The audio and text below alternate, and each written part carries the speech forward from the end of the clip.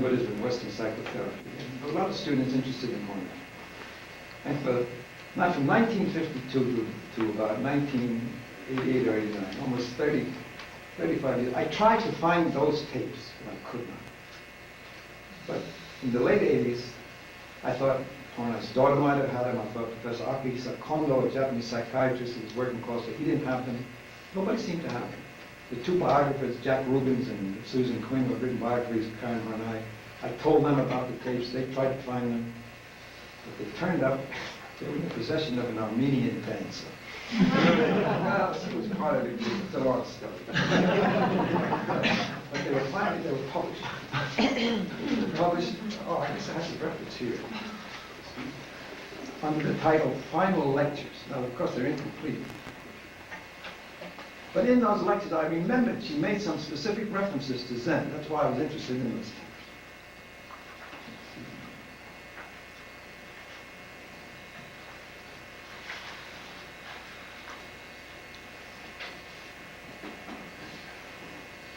Yeah.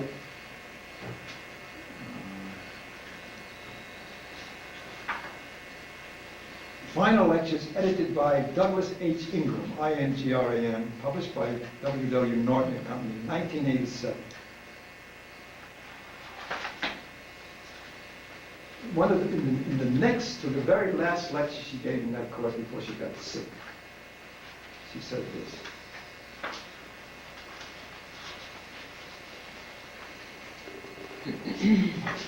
Now, the purpose of this quotation is to indicate that for Western modern psychiatrists, she was aware that the problem of the ego or the I is not simply death.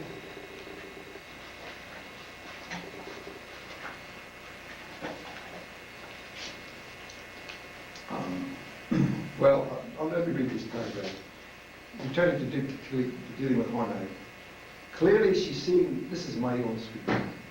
Clearly, she seemed increasingly to be stressing that not only uncovering neurotic, this is a quote, not only uncovering neurotic drives, but finding the core of oneself, for her term, the real self, is the problem, unquote.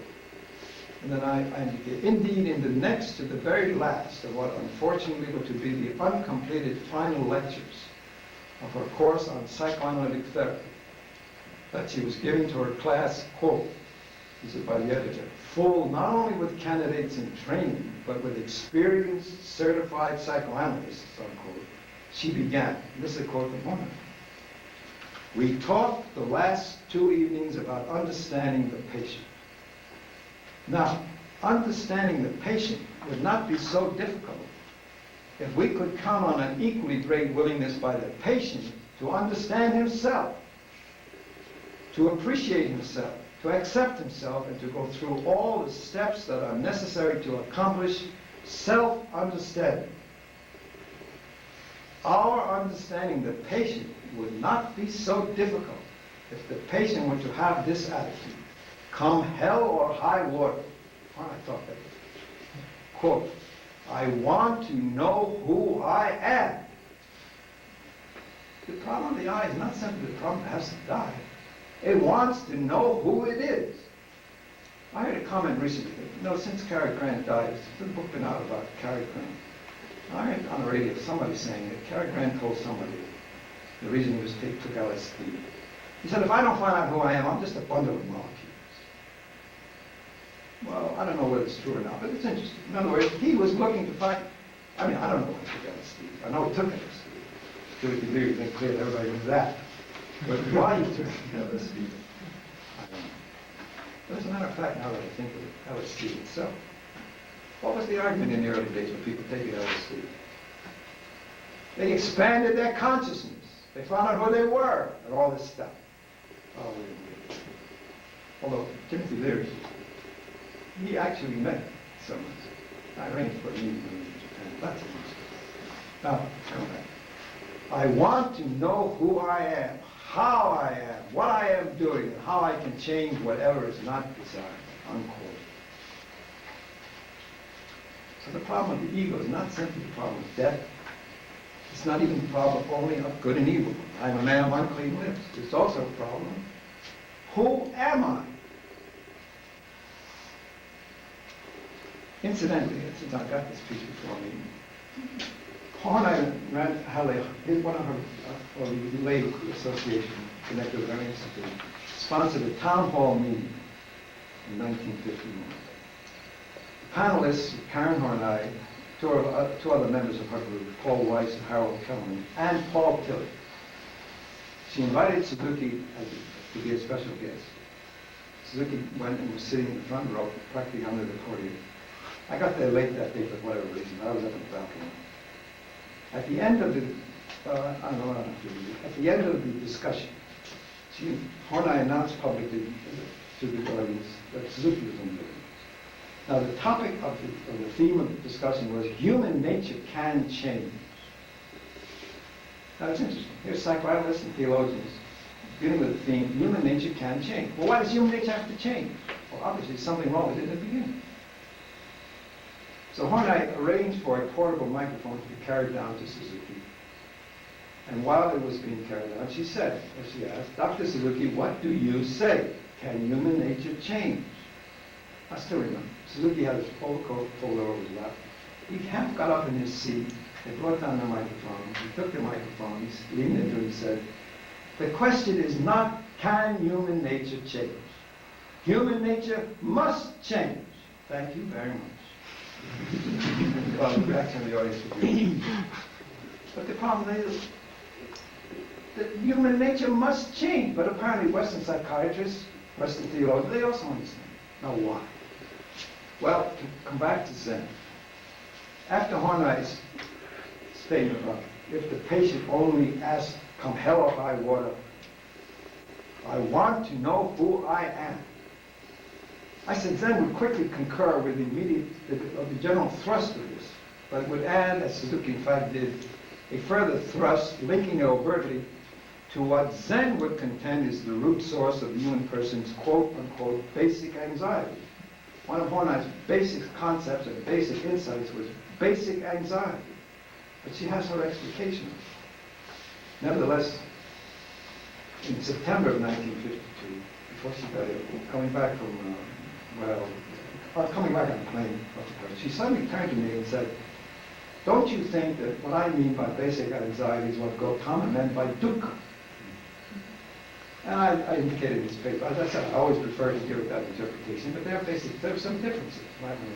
But the point here I want to deal with is, when she came to understand that not only dealing with neurotic drives, but uncovering the core of what she called the real self became the central focus for her, and came up with this quotation.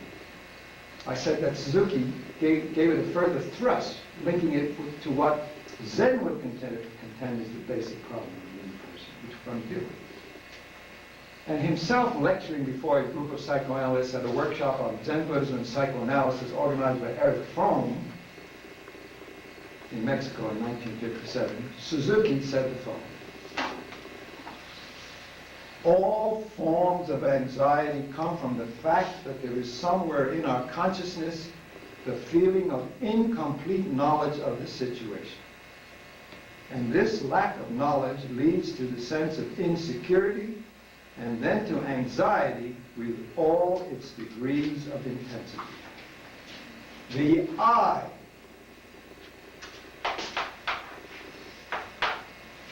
which I'm calling the ego, not to confuse it with the true I. The I is always at the center of whatever situation we may encounter.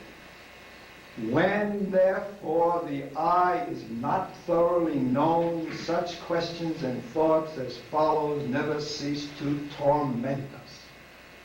Has life any meaning? Is all really vanity of vanities? If so, is there any hope of taking hold of what is truly worthwhile to attain? I am thrown into the whirlpool of brute facts, all given, all limited, all absolutely definitely unchanged, etc. I am helpless. I am the plaything of fates, F-A-T-E-S, fates. Yet I long for freedom. I want to be master of myself. I cannot make my choice, Yet a decision one way or another is imperative. This is what Professor Anton has been talking about. I cannot make my choice, yet a decision is imperative. I do not know what to do.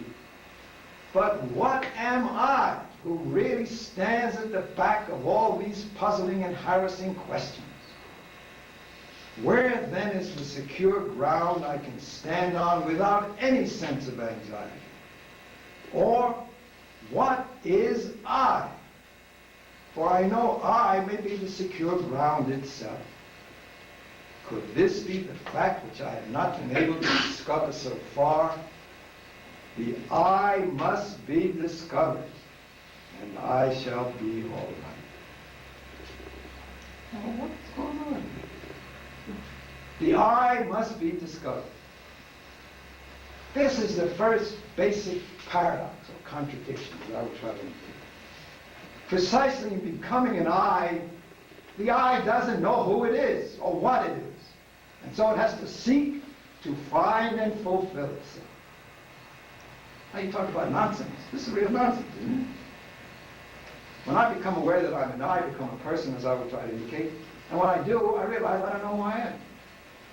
So I got to spend my life trying to find and fulfill myself. So the problem is not simply death. The problem is not simply good and evil. The problem is, who the hell am I anyway? Because people used to say to me, who the hell are you anyway?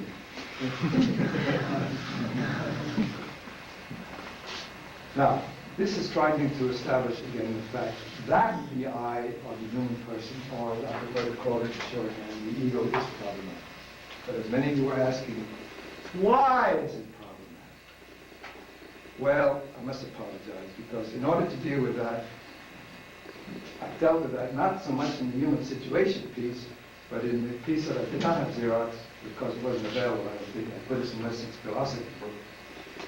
I have to deal with what I refer to as my infamous or notorious chapter 1. Infamous or notorious because both my friends and my enemies try to get me to drop that thing and get on to something else. And one of my friends who did that a number of years ago was Professor Antonov. This is good enough the way it is. Get on to chapter 2. Well, stubborn as I am, I did not get on to chapter 2. And I've got a revised version of chapter 1, but it's a long piece and it's not finished, it's not Xerox, so I have to deal with that. However, those of you who have the human situation, it's not irrelevant. The question is, how does this problematic I, ego, person come about?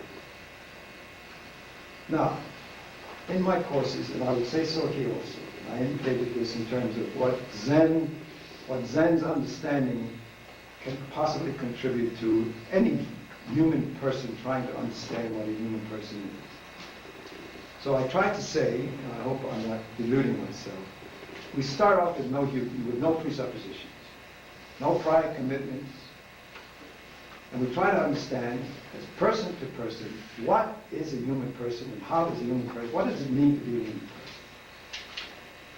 The term I've come up with to try to characterize a human person is reflective consciousness. Not simple consciousness, but reflective consciousness. Now, so far as I'm aware, and Professor may be dealing with this later on, because I'm finding out that although I struggle with this, I said this morning, 40 years, actually 45. I met Dr. Sawicki in Japan in 1947, and my calculation is that's about 45 years. That unbeknownst to myself, in fact unbeknownst to many people, Professor Worshaupt may be one of the few people aware that he's fighting these German thinkers who've been saying more or less the same kind of thing. But I didn't know. So I've come up with the term reflective consciousness. But I would ask Professor Worshaupt, in dealing with this, do they make a clear, explicit distinction between simple consciousness and reflective consciousness? I haven't found it. I don't want to get too much involved with it, except to say that animals have consciousness. A dog gets hit by a car, we say it's not unconscious. What do they mean? What has lost its consciousness? You want to argue that plants have a certain consciousness in terms of tropism? Yeah, I'm willing to accept that too. Plants turn toward the sun and so forth. And there's competition in the jungle. Well, I don't want to get to that yet when we deal with it. You must excuse me. When I start thinking about one thing, I think about 15 things, and then I go off on one tangent, and that's what I mean. I the end of the semester, I'm still on page 1. But reflective consciousness. Now, how does reflective consciousness come about? Well, I'll explain it in detail, but briefly stated this. It does not arise naturally, and if we mean by the natural order, apart from the human. A wolf child raised by animals or wolves apart from its own human parentage at an early age in infancy will not come to reflective consciousness. The rise of reflective consciousness requires an encounter with another already actualized reflective consciousness or about to be actualized reflective consciousness. Because it seems to me there's a maturation process here. And certainly you need a brain and a nervous system. But in order, for me, one of the great insights of the Adam and Eve story, there are many shortcomings in that story as far as I'm concerned, and myths used Philistines.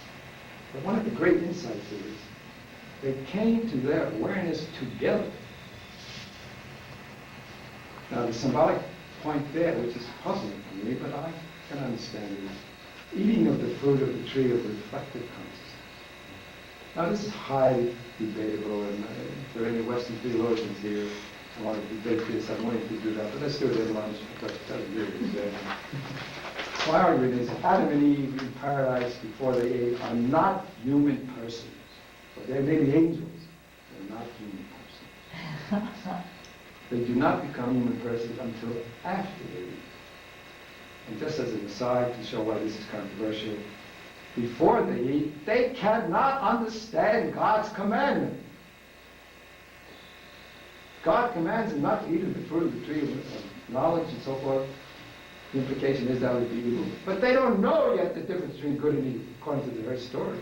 They don't know that until after they eat. But the great insight, it seems to me, and the great insight of Martin Buber, as you many of them may know, for Buber, in the beginning was the relation, the I-thou relation. And the great insight of the Adam and Eve meant that they come to their awareness together. And then they realize, according to the Bible, that they were naked. For me, there's one word unnecessary in that statement. For me, importantly, then they realized they were. I am.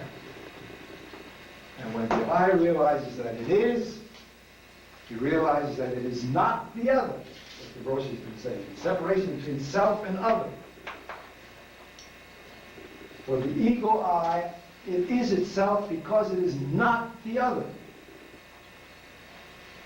For the true self, in direct contrast, it is itself precisely because it is not the other. Progeny is progeny because progeny is not progeny.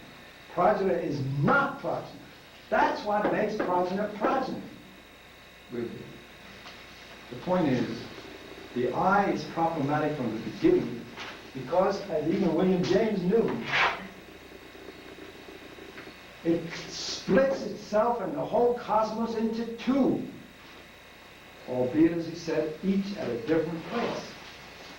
I split the cosmos into I and not I, from my position of I. You split it from your position of I. But we all split it. And therefore we find ourselves alienated in a given world, as A. Housen put it, I, a stranger and afraid, in a world I never made. Again, just building more and more evidence to show the problematic of the ego, the I, the dualistic self, whatever you want to call it. But I'm suggesting the rise of the I occurs not naturally. It requires an encounter with another, either already actualized I, as the case in most cases now with parents and children, or in the Adam and Eve story, if it had to be first. Two biophysiological organisms with human genes, human DNA, human RNA, everything else. That's why I say the term human being is a little ambiguous. If you mean by human being simply an organism born of biophysiologically considered human parents, it's a human being, but not yet a person. Now the rise of this reflective consciousness, it can occur at different ages, maybe as early as 1.5. And for me, the so-called terrible twos is not an accident. What is the terrible twos characterized by? Now you say, how the hell is an old bachelor like me, I was a bachelor until several years ago, what does he know about children? Well, I don't know anything about children. When I tell these stories, and I get supporting evidence. What is one of the basic characteristics of the terrible two? No! But what is no? And no is an expression of human ego. I'm not you, and I'm not letting you tell me what to do. I was talking about it in my family one time, and one of my aunts said, she mentioned my cousin's name, my daughter. She said, when I went to the supermarket, or wherever it was, with whatever they call it, X, I put a halt on it, right? And I used to be able to get away with it. Something about 2 years old, she said, no. Well, let's say her name was Mary. She's a lot of Marys around. That wasn't her name. She said, no, Mary will take care of Mary. That's ego consciousness. That's another thing. The human situation in Zen Buddhism, I think I use the term ego consciousness. That's not an accident. The natural innocence of the infant is lost with the rise of ego consciousness. But, and this is what Professor Anthony referred to, I believe Hegel also made the point, it's with the rise of ego consciousness that the human person arises. But that very rise is its fall. There is no pre-existent unity, oneness, whatever. Now, Tillich had a sense of this, but he was caught as a Western theologian, Christian theologian. For him, the creation and the fall had a certain continuity. In fact, you appreciate this. You remember up on the third floor when they used to do the lectures in the old building? Tillich had a 9 o'clock lecture, Neva had a 10 o'clock lecture, Tillich had an 11 o'clock lecture, and Neva had a 12 o'clock lecture. Well, this was really the golden age. I remember Neva would smoke cigarettes. And so after one of his classes, we were looking out one of the windows, looking into the courtyard, and he was smoking a cigarette, and he was telling me, but you know, about this creation is the fall, Tillich. He says, Tillich is really a Buddhist. Poor Tillich got on both sides. The Christian said he wasn't Christian, the Buddhist said he's too Christian. But I remember, poor Tillich, he's really a Buddhist. But he couldn't get around. He had to accept the created goodness of the world, but he knew that the fall and the creation go together. Hegel, on the position answer this, is quite different. The very rise of the ego is the fall. Now, Buddhism doesn't talk about original sin. Buddhism talks about avidya, ignorance. But that's not intellectual ignorance. It's this problem here. Or in terms that the Roshi used, this is the functioning of incomplete consciousness. Ego consciousness means fukanzen no jishi. It's incomplete. The term I like to use, it's split. And not only is it split from the universe, each at a different place, as William James said, it's split even from itself. In terms of, as the Roshi indicated, subject and object.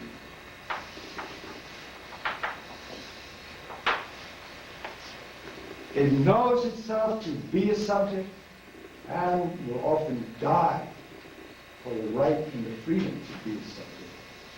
Yet it can never know itself as a subject. Every attempt to know itself as a subject is futile because it is an ever-regressing subject. The way I try to explain this is, consider somebody standing with him or herself with their back to the sun and casting a shadow in front of the sun. You see the shadow, you know it's your shadow, but it's not you. But you want to see who it is who's casting the shadow. So you step back. Where are you? You still have a shadow in front of you. Because you step back as a receiving subject. Well, this can go on forever. This is the kind of stuff that can drive you mad. No, I'm serious. The function of a koan is to stop that ever-regressive process, which can go on and on and on and drive you to insanity and suicide. The aim of Zen koan is to stop that process, to corner you, where you can't move. Now you can't move, but you don't go on and on and on in an infinite bliss. Now Sartre talks about a unity between the free reflective and reflective consciousness, because for him, an infinite regress is logically untenable. But because it's logically untenable, it says it doesn't exist. He has no basis for that. The human person is caught in that dilemma, in that contradiction. It cannot know itself as a subject. When Bodhidharma turned to Weika or Eka and said, bring forth the heart and mind that is not at peace, he couldn't do that. In fact, after he struggled with that and came back and said, now this is another thing, you see, how to understand Zen, even Zen statement. Bodhidharma's response in effect was, Professor Alf can correct my English translation, I have sought for myself in effect, but it is unattainable. Fukako. It is unattainable. Now, one interpretation of that is, it's useless to try to get myself as a subject. I realize it's unattainable, so the problem is solved. That is a complete misreading of that statement. The answer, it is unattainable, has to do with the true self, which is ungraspable, unattainable. Because it is a selfless self. It's not that, I've been searching for myself, and for all these years, I finally realized I can't reach it. That's self. Oh. That, I'm sorry to say, may be an Alan Watts interpretation, but it's not correct. The purpose of a koan is not to get the person to realize that it's unanswerable and then you're done. That's sheer nonsense. Koan is most meaningful. It's not just an impossible observed problem or conundrum or whatever. Koan is most meaningful. And in the case of Gautama raising the flower and Mahakashyapa smiling, obviously there was no problem. Mahakashyapa understood, quote unquote, because he had already actualized. Now, the dynamics of how ego consciousness arises, as I said, it's in this first chapter. I don't think that's important here. The important point is, for the biophysiological organism born of biophysiologically human parents, it comes to itself as a person in the rise of this kind of consciousness where it encounters another reflective ego consciousness, which as a subject stops the consciousness of the first. When you look at, I should say, an animal, in one sense, you can look right through them. The animal does not establish a limit beyond which you cannot penetrate. When you look at another human person, you cannot just penetrate right through 30, 40 people. They all look at you. In general, you feel self-conscious, meaning you don't wear yourself as an object of another human person's consciousness. Now consider, suppose somebody, your friend says, inviting you to a party, said, I'll meet you at the zoo. There you go. So you walk into the zoo, your friend's not there, and all animals look at you. I stood once said, I'll be so embarrassed. Well, all I can say to her, that's your problem. Well, why?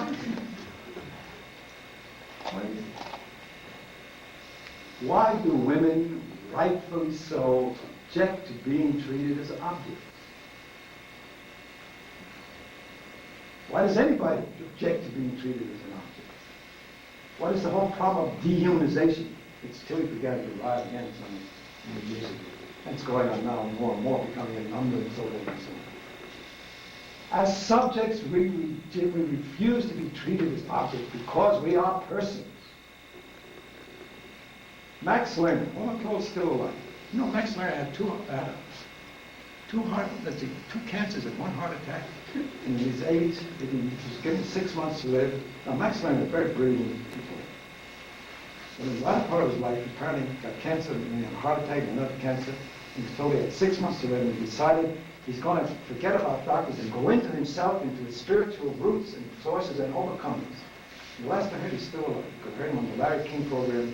He wrote a book about this. And Max Lerner, my opinion, one of the brilliant, more than Germans, taught at Brandeis University. I was in Japan when Marilyn Monroe killed herself, for whatever reason, big problems. In the English language, one of the Tokyo English language newspapers, which is a very fine, I'm sure they still are, very fine newspaper. They pull the best from all over the world in this newspaper. They had Max Lerner's column. And Max Lerner wrote 2 columns about Marilyn Monroe. And he said, when I first went to Hollywood, I decided to look up Marilyn Monroe and have a talk with her. Because she knew the difference between being treated as a subject and an object. In fact, that's the unfortunate tragedy about Marilyn Monroe. If only she had, well, I don't hope this is not sound too preposterous, but if she had met the right person, if she had met a Zen person who could have let her understand that her suffering would help her toward resolving her problem, I think her ending would have been different. She was on the psychiatric chair. I don't know what the psychiatrist was. She knew the difference between being treated as a subject and being treated as an object. But we all do. So does the little child. The little child knows when it's being treated as an object. We all know when we're being treated as an object. But the unfortunate part is that does not prevent us from treating others as objects. This is a contradiction of the human person, which has nothing to do with its having to die. That's there. But that's not just the human person. It's not the problem. And for Horney and her understanding of basic anxiety, it wasn't that the person faced death. No. The problem was that dealing with the adults that it has to deal with in terms of their neurotic complex, the child is confused, treated as an object, this and that, and develops basic anxiety, which she defines as the threat of a hostile world. The threat of a hostile world. What she meant the social world. A Houseman, in my opinion, is a little deeper. I, a stranger and afraid in a world I never knew.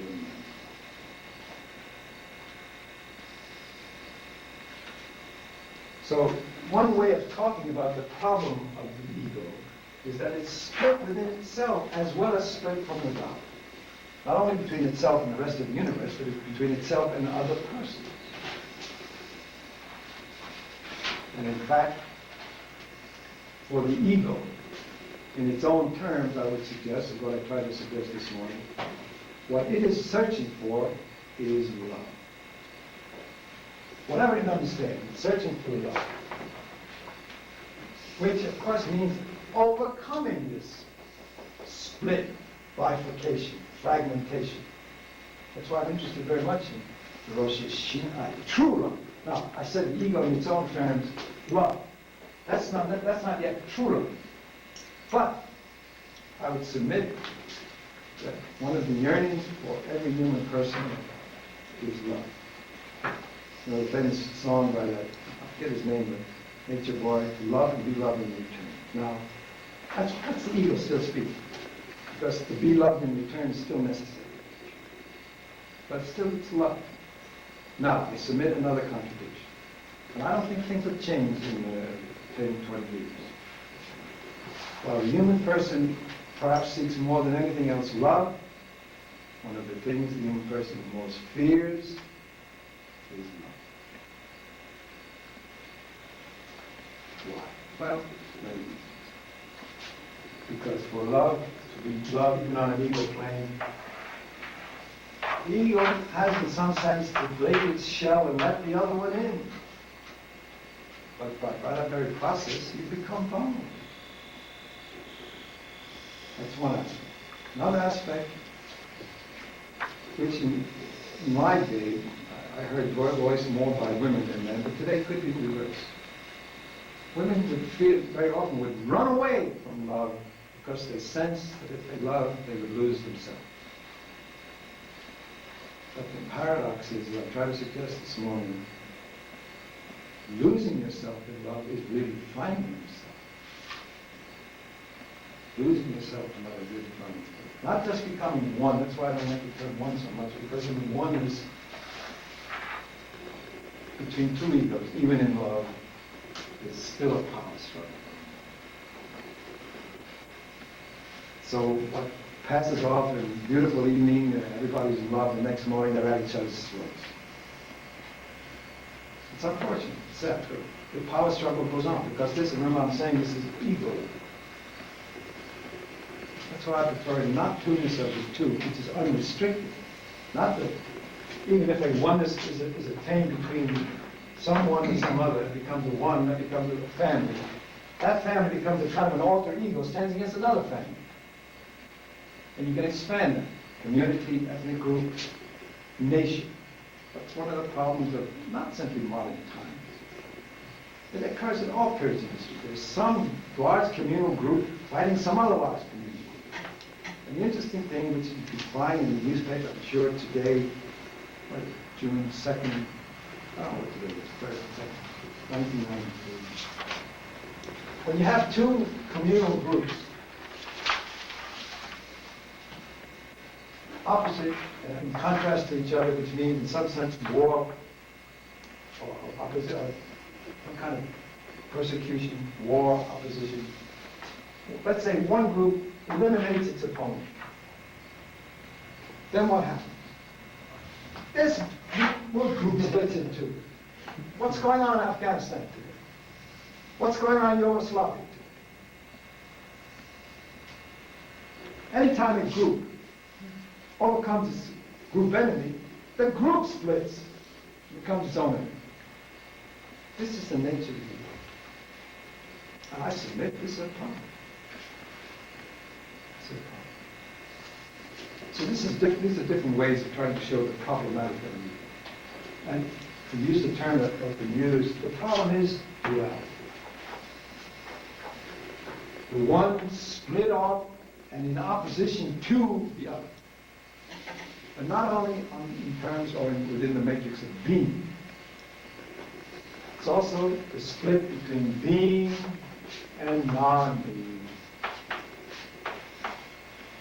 The threat of the not in terms of another being, but in terms of the negation or death of oneself. Now, I'm not saying death is not an aspect of this problem, it definitely is, but it's not the only. But the not I, in terms of my own sheer, what I may call ontological negation, is ever a threat. But that's not the only threat. That's all I try to emphasize tonight. But it's there. So it's simply referred to being, not being problem. I'm trying to suggest the problem of duality has many facets, but it's always a problem of duality. Two in opposition, or two in being or being non-being, in opposition and in clash with each other. Overcoming that duality is the aim of Zen. Is that a question? Well, maybe I should stop. Anyway, that's not a question. I'm throwing a lot at you. Can I get it? It's just 2 after. 2 after. My question fast. Why am I so late? Maybe I'm slow. Until 8:15. Well, if there are any questions, I can stop here. Yes. Would you equate true love with, say, the petite mort? I'm sorry? The petite mort that you were talking about? No, that's petite mort. Yeah. That's talking about the great death. Uh-huh. That's a good. The petite mort may occur the night before, and the next morning they're at each other's throat. But didn't you say when the two are together, then? Well, there's a kind of overcoming. There could be a temporary overcoming between, or temporary overcoming of the duality between that particular one and that particular other. Not between the rest of the world, or between, let's say, the other's ex-husband or so whatever.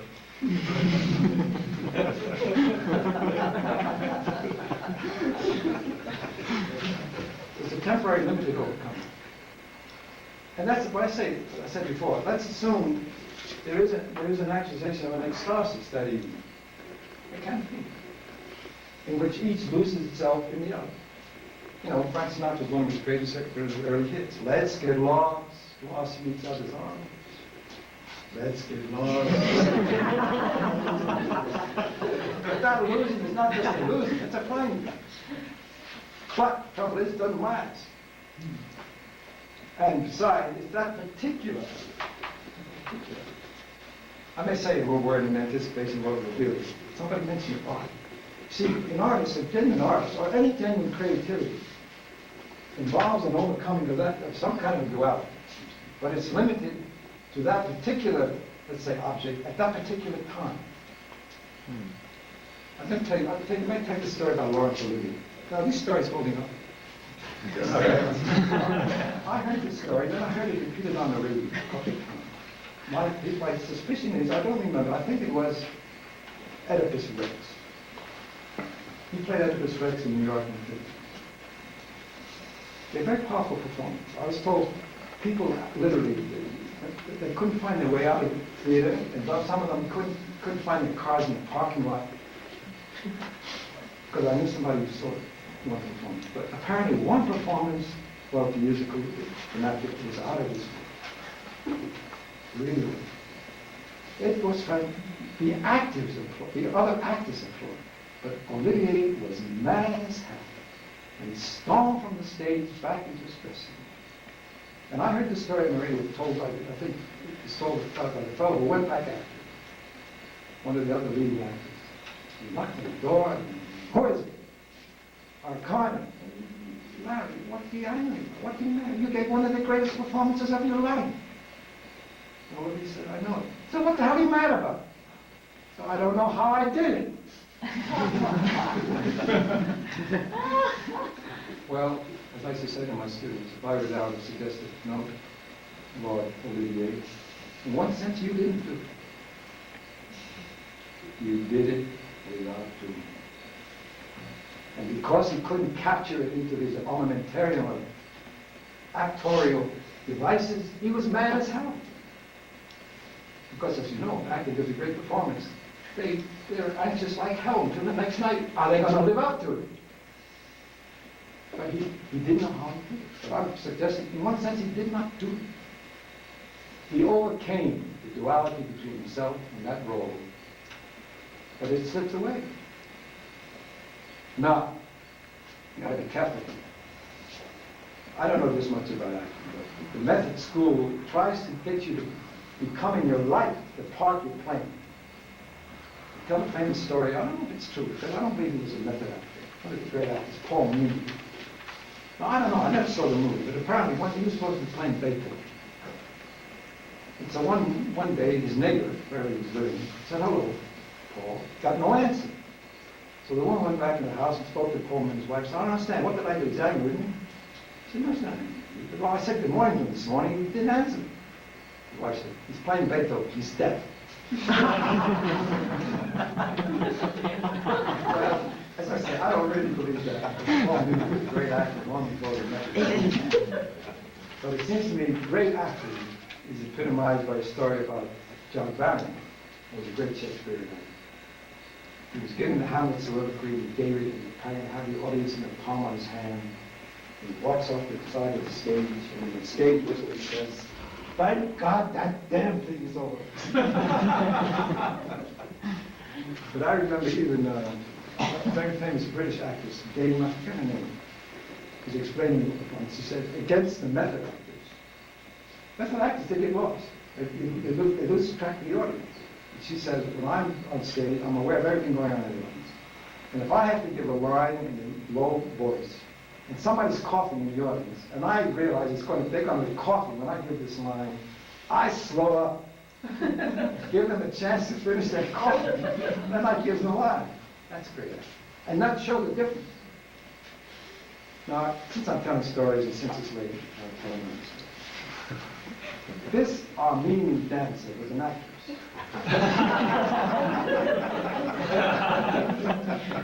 She was studying with a very famous dramatics coach who had her office in the Carnegie Hall building in 52nd Street. At that time, Stay Lad 17 was on Broadway, directed by, it died just recently, Jose Ferrer. It turned out that this dramatics coach studied at Jewish Theological Seminary and was interested in Oriental religion.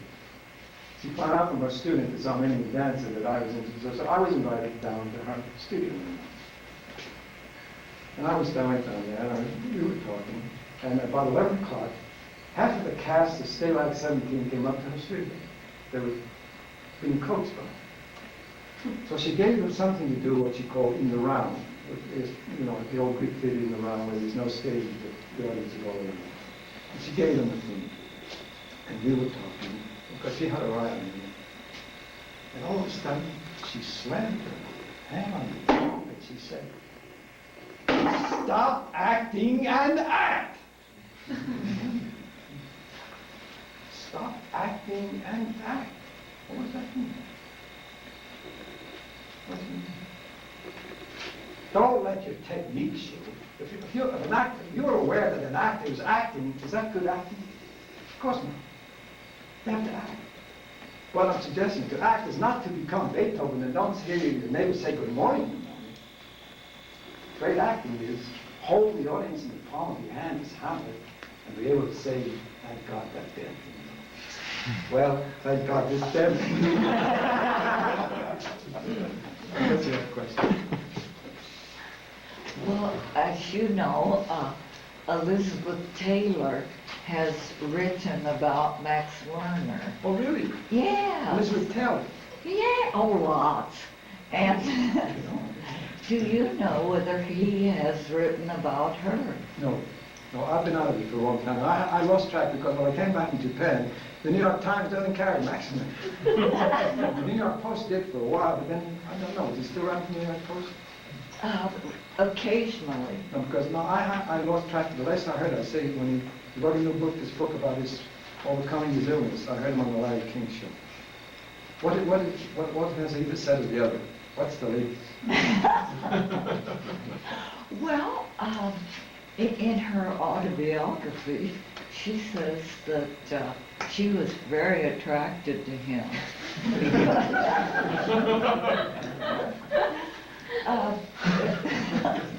Because he was so different from Mike Todd or the busboy, you know, and the theater crowd. Oh, of course. As I say, he wasn't considered a journalist, but he was a professor. Not a chair. Emeritus, didn't he? Oh, he was emeritus. I knew about him from one of my professors when I was at City College in the 30s. Very distinct professor. He used to attend all these conferences. He would say, the most brilliant man at this conference was Max Lerner. And that was in the 1930s. But no, I lost touch with his writing. The last thing I remember before his latest book, and there was a New York newspaper strike. And the only paper being published, I think, was New York Post, in which Max Lerner wrote. And some cartoon in the Wall Street Journal, too bad. Who is this Max Lerner? No, he's not that well known, is he? But he's very brilliant. He still writes for the Japan Times. Oh, he does? He does. Tokyo is an up-and-coming city, no question about it. I call him and tell him to publish it as a book. It's interesting. They could publish those articles as a book. Yeah.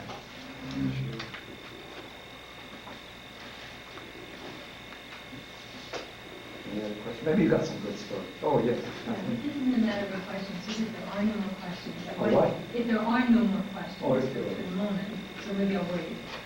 No, go ahead. Yeah, I just want to bring to your attention that you have a bevy of proofreaders here. And it brought to my attention that there may be a typographical error in one situations in Buddhism that Really? perhaps it might be good to point out now so that to avoid misunderstanding. Yes, could you do that? You know, probably you could. This is your latest proofreader.